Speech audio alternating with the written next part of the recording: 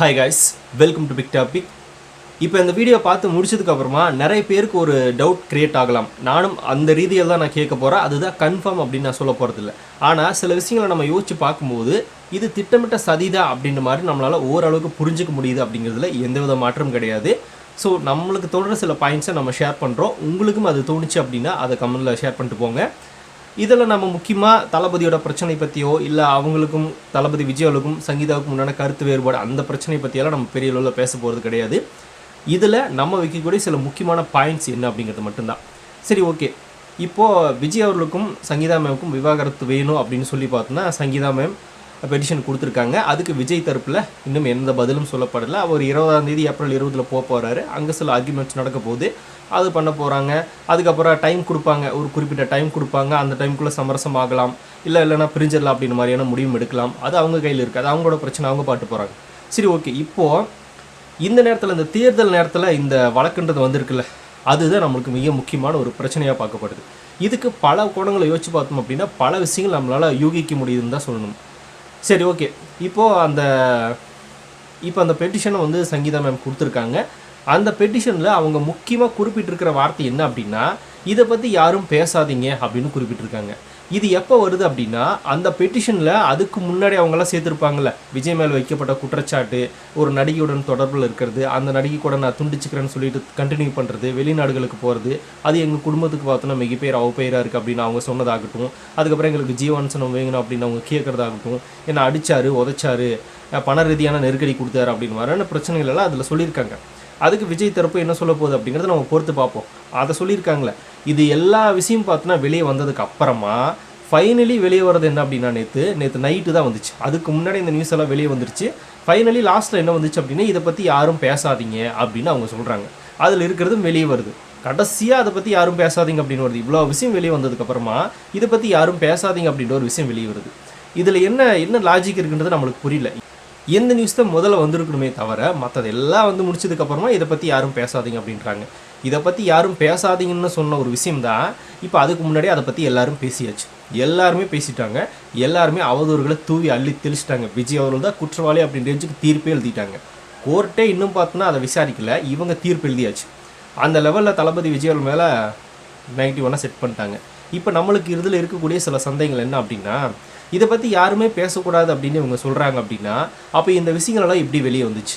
அவங்க கொடுத்த அந்த பெட்டிஷனில் இருக்கக்கூடிய எல்லா விஷயங்களும் பார்த்தோன்னா எப்படி பொது வெளிக்கு வந்துச்சு, பொதுமக்கள்கிட்ட போச்சு, பப்ளிக்காக பார்த்தோன்னா அது எப்படி வந்து நியூஸ் சேனல்ஸ் வரைக்கும் போய் அவங்க எடுத்து போஸ்ட் பண்ணுற வரைக்கும் அந்த பெட்டிஷனில் இருக்கிறத எப்படி பார்த்தோன்னா வெளியே யார் லீக் பண்ணது?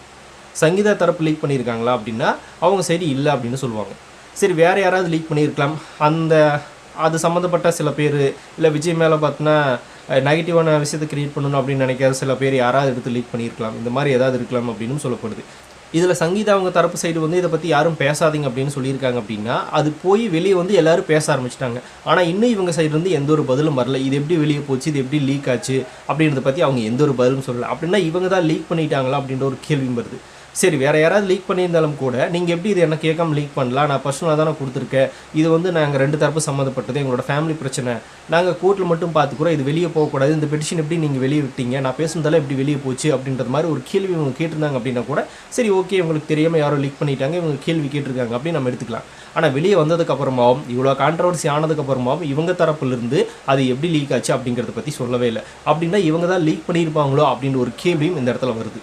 ஏன்னா இவங்க ரியாக்ட் பண்ணாமே இருக்காங்கல்ல, இவ்வளோ விஷயங்கள் போயிடுச்சு, இவ்வளோ பேசியாச்சு, அதில் வேறு நம்ம யாரும் இதை பற்றி பேசக்கூடாதுன்னு வேறு மென்ஷன் பண்ணியிருக்கோம். ஆனால் எல்லாம் பேச ஆரம்பிச்சிட்டாங்க, லீக் ஆகிடுச்சு, நம்ம ஸ்டாப் பண்ணுவோம் அப்படின்னு நினச்சி அதை ஸ்டாப் பண்ணவும் இல்லை, ஏன்ற கேள்வியும் கேட்கவே இல்லை. அப்படின்னா இதில் என்ன சந்தேகம் வருது? இவங்களே லீக் பண்ணியிருக்காங்களா வேணும்னு, இல்லை வேறு யாராவது லீக் பண்ணியிருந்தாலும் அதையே கேள்வி கேட்கல, அது சும்மாவே விட்டுருக்காங்க அப்படின்னா யாரோட தூண்டுதல் காரணமாக தான் பண்ணியிருக்காங்க அப்படின்ற மாதிரியான பல சந்தேகங்கள் இந்த இடத்துல நம்மளுக்கு வரதா செய்து, அதில் மாற்றம் இல்லை. இதை பற்றி யாரும் பேசாதீங்க அப்படின்னா பொதுவெளிக்கு தான் கொண்டு வந்துட்டீங்களே, அவர் எப்படி யாரும் பேசாமல் இருப்பாங்க? நம்ம வந்து விஜய்களுக்கு ஆதரவாக பேசினாலும் எதிர்ப்பாக பேசுகிறவங்களும் பேசுவாங்க, ஆதரித்து பேசுகிறவங்களும் பேசுவாங்க, எல்லோரும் பேச தான் செய்வாங்க.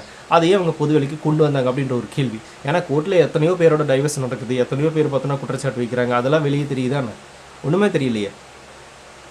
இது எல்லாமே வேணும்னே பார்த்தோன்னா தெரிய வச்சு விஜய் அவர்களுக்கு இந்த தேர்தல் நேரத்தில், இந்த எலெக்ஷன் டைமில், இந்த பெட்டிஷன் மாதிரியான சில விஷயங்கள்லாம் வெளியே வந்துச்சு அப்படின்னா விஜய் அவர்களுக்கு ஒரு அவப்பெயரும் ஏற்படணும் அப்படின்னு ஒரு காரணத்தினால தான் இந்த விஷயங்கள் வெளியே வந்திருக்கு அப்படிங்கிறது ஓரளவுக்கு நம்மளால் கேதர் பண்ண முடியுது. அதில் எந்த வித மாற்றமும் கிடையாது. இல்லை அப்போல்லாம் ஒன்றுமே கிடையாது, எங்கள் குடும்ப பிரச்சனையில் இந்த மாதிரியான சில விஷயங்கள் விஜய்க்கும் எனக்கும் இருக்குது, அதனால் நாங்கள் அதை தீர்த்துக்கிறோம் அப்படின்னா அந்த விஷயங்களை நீங்கள் வெளியே விடாமே இருந்திருக்கணும். சரி, அப்படி தான் வெளியே விட்டுட்டாலும் கூட இப்போது நம்ம என்ன கேட்குறோம் அப்படின்னா, விஜய் அவர்களும் நீங்களும் பார்த்தோன்னா ஒரு தனிப்பட்ட வாழ்க்கை வாழ்ந்துருக்கீங்க அப்படின்னா அது உங்களோட பர்சனல் லைஃப், அதில் பிரச்சனை கிடையாது, அதில் நாங்கள் யாரும் தலையிட போகிறதும் கிடையாது, அதில் உங்களுடைய விருப்பம்.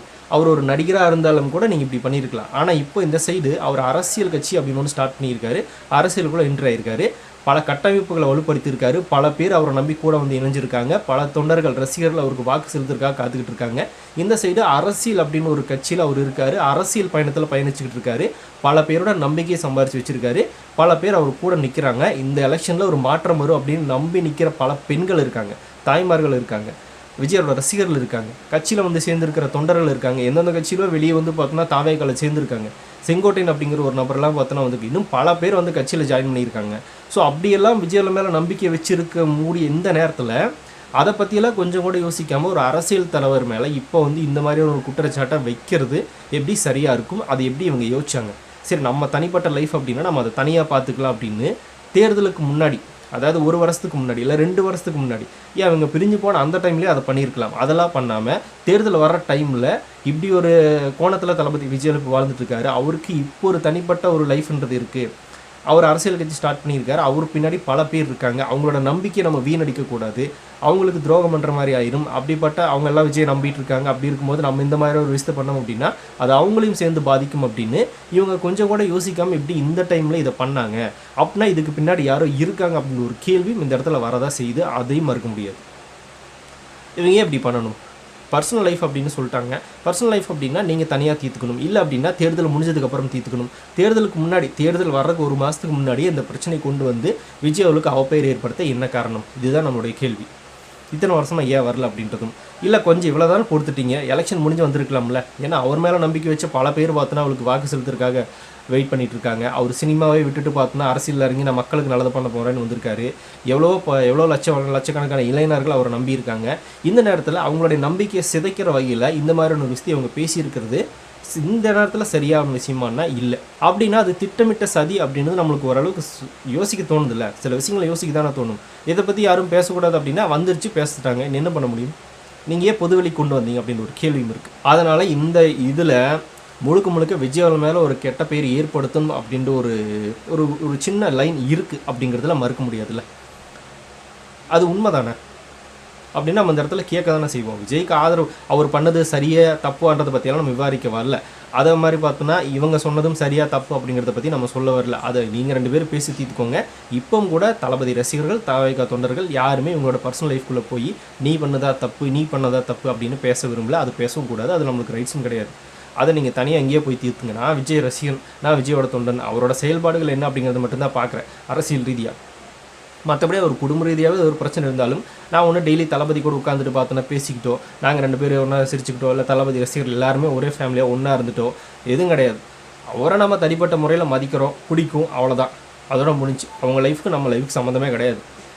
அதனால் அதை நாங்கள் பெரிய அளவு விவாதிக்க போகிறதும் கிடையாது, அது எங்களுக்கு தேவையும் கிடையாது. அதை நீங்கள் தனியாக போய் தீர்த்துங்க. ஆனால் இவ்வளோ பேர் அவர் பின்னாடி இருக்காங்க அப்படின்றது தெரிஞ்சும் இந்த நேரத்தில், இந்த எலெக்ஷன் வர நேரத்திலே இதையே கொண்டு வந்தீங்க அப்படின்னு ஒரு கேள்வியை நாங்கள் கேட்க தான் செய்வோம். ஏன்னா அவர் பின்னாடி நாங்கள் இருக்கும்போது எங்களோட நம்பிக்கை சிதைக்கிற மாதிரி இந்த நேரத்திலேயே கொண்டு வர்றீங்க அப்படின்னு ஒரு கேள்வி வரும்போது இது யாரோ தூண்டி விட்டுருக்காங்க அப்படின்னு இன்னொரு கேள்வியும் வரும்.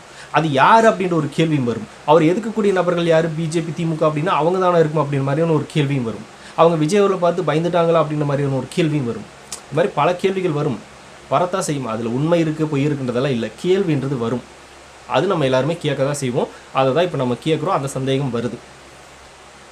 பல பேரோட கனவு பார்த்தோன்னா இப்போ சிதைக்கிற மாதிரியான ஒரு விஷயத்தை பண்ணியிருக்காங்கல்ல, பர்சனல் லைஃப் அப்படின்ற ஒரு விஷயத்தை வச்சு, அது இத்தனை வருஷமாக வராமல் எல்லாருமே கேட்போம், எல்லாருமே கேட்க தான் செய்வாங்க. அதில் எந்த வித மாற்றம் கிடையாது. சரி, ஓகே. இது விஜய் அவர்கள் பார்த்தோன்னா வந்து ஏப்ரல் 20 அந்த கோர்ட்டுக்கு வர சொல்லியிருக்காங்க. அப்போ தேர்தலே முடிஞ்சிருக்குன்னு நினைக்கிறேன். தேர்தல் முடியலாம், இல்லை வர்றதுக்கு பார்த்தோன்னா ஒரு 2-3 நாட்கள் இருக்கலாம். அந்த நேரத்தில் அந்த வழக்கை வந்து விசாரிக்க சொல்கிறாங்க. இப்போது விஜய் அவர்களுக்கு உடனே கொடுக்கப்பட்டு இந்த விசாரணைங்கிறது கொஞ்சம் முன்கூட்டியே நடந்துச்சுன்னா அவர் சைடு இருக்கிற சில விஷயங்களை நம்ம கேதர் பண்ண முடியும், தெரிஞ்சுக்க முடியும். ஏப்ரல் 20 அப்படிங்கிற தேதி போட்டிருக்காங்க அப்படின்னா அது எலெக்ஷன் முடிஞ்ச டைமாகவும் இருக்கலாம், இல்லை வர்றதுக்கு ஒரு 2-3 நாட்கள் 1 வீக் டைம் கூட இருக்கலாம். அந்த டைமில் இந்த கேஸ் எடுத்து விசாரித்தாங்க அப்படின்னா ஒரு கட்சியினுடைய தலைவருக்கு எந்த நம்பிக்கையில் பார்த்தோன்னா வாக்கு செலுத்துவாங்க, நம்பிக்கை விட்டுருவாங்க, அவர் தோத்துருவார், அவரோட பேரை நம்ம டேமேஜ் பண்ணிடலாம் அப்படின்ற ஒரு நோக்கத்தோடு தான் பார்த்தோன்னா இதையும் பண்ணியிருக்காங்க அப்படின்ற மாதிரி இன்னொரு கேள்வியும் வருது இல்லை. இந்த மாதிரி பல விதமான கேள்விகள் வந்துகிட்டே தான் இருக்குது, சந்தேகங்கள் எழுந்துகிட்டே தான் இருக்குது. சரி, ஓகே. இப்போ விஜய் அவர்கள் தரப்புலேருந்து இன்னும் எந்த ஒரு நியூஸும் போகிறதுக்கு முன்னாடியே எப்படி பார்த்தோன்னா இவங்க எல்லாருமே விஜய் அவர்கள் தான் குற்றவாளி அப்படின்னு ரேஞ்சுக்கு பேச ஆரம்பிச்சிட்டாங்க அப்படின்றது நம்மளுக்கு தெரியல. ஊடகங்களாகட்டும், விஜய் ஹேட்டர்ஸ் ஆகட்டும், எல்லாருமே பேச ஆரம்பிச்சிட்டாங்க, அவர் தான் குற்றவாளி, அவர் தான் பார்த்தோன்னா தப்பு பண்ணிட்டார் அப்படின்ற மாதிரியான. இந்த சைடு பார்த்தோன்னா அவங்களோட தரப்பு மட்டும்தானே சொல்லியிருக்காங்க சங்கீதா அவங்க, இன்னும் விஜய் தரப்புன்றது ஒன்றுமே சொல்லலையே. அதுக்கு சொன்னக்குள்ள டைமும் இது இல்லையே. அவர் பார்த்தோன்னா வந்து இன்னொரு கம்ப்ளைண்ட்டோ இன்னொரு மனுவோ எங்கேயாவது கொடுக்கலாமா அப்படின்னா அவர் அப்படி கொடுக்கறதுக்கு வாய்ப்பு இல்லை, அவர் அப்படிப்பட்ட மனுஷனும் கிடையாது. அந்த மாதிரி பார்த்தோன்னா நான் போய் தனியாக என் ஒய்ஃப் மேலே கொடுப்போம் அப்படின்னு தெரிஞ்சு பார்த்தோன்னா அவர் பண்ண மாட்டார். அதே மீறி இந்த இடத்துல சிச்சுவேஷனில் பண்ணி தான் ஆகணும் அப்படின்னா அவர் மேலே எந்த தவறும் இல்லை அப்படின்னா சில விஷயங்களை பண்ணி தான் ஆகணும். ஏன்னா தேர்தல் வருது, அதுவும் நடக்கிறதுக்கும் வாய்ப்புகள் இருக்குது. அது நடக்கணும் அப்படின்னு தான் நம்மளும் எதிர்பார்க்குறோம், இல்லை நம்ம சொல்லலை. ஆனால் அவர் ஏப்ரல் 20 வரைக்கும் வெயிட் பண்ணி தான் பார்த்தோன்னா அங்கே போய் பதில் சொல்லணும், அங்கே என்ன நடந்துச்சு அப்படிங்கிறது நம்மளுக்கு தெரிய வரணும். அப்படின்னா அதுக்குள்ளே விஜய் மேலே எவ்வளோ நெகட்டிவ் செட் பண்ணிடுவாங்க, எவ்வளோ விஷயங்களை பார்த்தோன்னா பரப்பிடுவாங்க, பல பேர் வந்து வாக்கு செலுத்தாமல் கூட போயிடலாம் அப்படின்ற ஒரே ஒரு பிளான் தானே, வேறு என்ன பிளானாக இருக்க போகுது அப்படின்றதும் இந்த இடத்துல நம்மளுக்கு யோசிக்க வைக்குதுன்னு தான் சொல்லணும். இப்போ விஜய் அவர்கள் என்ன மனநிலைமையில் இருப்பார் அப்படிங்கிறது நம்மளுக்கு தெரியல, அவங்களோட குழந்தைகள் என்ன மனநிலைமை இருப்பாங்க அப்படிங்கிறது நம்மளுக்கு தெரியல. சரி, இதை பற்றி இப்போ எல்லாருமே நம்ம உட்காந்து பேசிகிட்டு இருக்கோம் இல்லையா, அந்த விஷயத்தையாவது வெளியே தெரியாமல் வச்சுருந்துருக்கலாம், அந்த பெடிஷன் அப்படிங்கிறது லீக் ஆகாமல் இருந்திருக்கலாம். ஜீவானந்தம் கேட்குறதாகட்டும், அதுக்கப்புறமா இந்த பக்கம் வந்து எங்களை அடிக்கிறாங்கன்னு சொல்கிறதாகட்டும், இது எல்லாமே பார்த்தோன்னா எப்படி வெளியே வந்துச்சு, இது வெளியே வராமல் இருந்திருக்கலாமே. குடும்ப பிரச்சனை தானே, கோர்ட்டுக்குன்னு போயிட்டுங்க, குடும்ப நல நீதிமன்றத்துக்கு போயிட்டீங்க, அங்கே போய் தீர்த்துங்க, அது வெளியே வராமல் தீர்த்துங்க. விஷயம் என்ன விலை வந்திருக்கணும் அப்படின்னா, நேற்று விஜய் சங்கீதா கருத்து வேறுபாடு காரணமாக விவாகரத்து இந்த மாதிரி வந்திருந்தா இதோட இந்த நியூஸோட எப்படியே ஸ்டாப் ஆகிருக்கும். அதை விட்டுட்டு பெடிஷனில் என்ன எழுதியிருக்காங்க, என்ன இனிஷியல் போட்டிருக்காங்க, என்ன விஷயத்தை மென்ஷன் பண்ணியிருக்காங்க, கடைசியில் தேங்க்ஸ் சொல்லியிருக்காங்களா, நன்றி சொல்லியிருக்காங்களா, தமிழ்லையா இங்கிலீஷில் எவ்வளோ டாபிக்ஸ் பார்த்தோன்னா அத்தனையும் வெளியே வந்துருச்சு. அப்படியே ஒட்டுமொத்தமாக எப்படி லீக் ஆகுது ஒரே நாளில். கம்ப்ளைண்ட் முதல்ல கொடுத்துட்டாங்க, ஆனால் நேற்று அவங்க அந்த நியூஸ் வெளியே வந்த உடனே பார்த்தோன்னா எல்லாமே வெளியே வந்துருச்சு. அந்த பெட்டிஷன் முதற்கொண்டு அது அப்படியே பார்த்தோன்னா ஃபோட்டோவாக வருது. எல்லாமே எதுக்கு லீக் பண்ணுறீங்க? இல்லை லீக் பண்ணால் இப்போ ஒரு அரசியல் கட்சி தலைவராக இருக்கார், ஒரு நடிகராக இருந்தால் பரவாயில்ல, ஒரு அரசியல் கட்சி தலைவராக இருக்கார், அந்த லீக் பண்ண தற்கொலைங்களாவது பார்த்தோன்னா இதை பற்றி யோசிச்சாங்களா? அவர் பின்னாடி நிறைய பேர் இருக்காங்க. சரி, நம்மளுக்கு விஜய் பிடிக்குது பிடிக்காமல் போகுது அது மேட்டர் இல்லை, ஆனால் அவரை நம்பி பல பேர் இருக்காங்களே, பல தொண்டர்கள் இருக்காங்க, தாய்மார்கள் இருக்காங்க, பெண்கள் இருக்காங்க, பல பேர் கட்சியை விட்டுட்டு பார்த்தோன்னா விஜயோட கட்சியில் வந்து சேர்ந்துருக்காங்க, ஒரு மாற்றம் வரும் அப்படின்னு நம்பிக்கிட்டு இருக்காங்க. இந்த மாதிரி நேரத்தில் நம்ம இதை பண்ணக்கூடாது, அவர் நம்மளுக்கு பிடிக்குது பிடிக்காமல் போகுது, இதை லீக் பண்ணக்கூடாது, இதை வெளியே விடக்கூடாது அப்படின்னு கூட பார்த்தோன்னா எந்த தற்கொலைக்கு யோசிக்க தோணும் இல்லையா? அது எப்படி பார்த்தோன்னா உடனே எல்லாரும் பார்க்குற மாதிரியான விஷயங்களை வெளியிடுறீங்க. இதே எவ்வளோ டைவர்ஸ் கேஸ் பார்த்தோன்னா கோர்ட்டில் நடக்குது, அது எல்லாத்தையும் வெளியிட்டிருக்கிறீங்களான்னா இல்லை.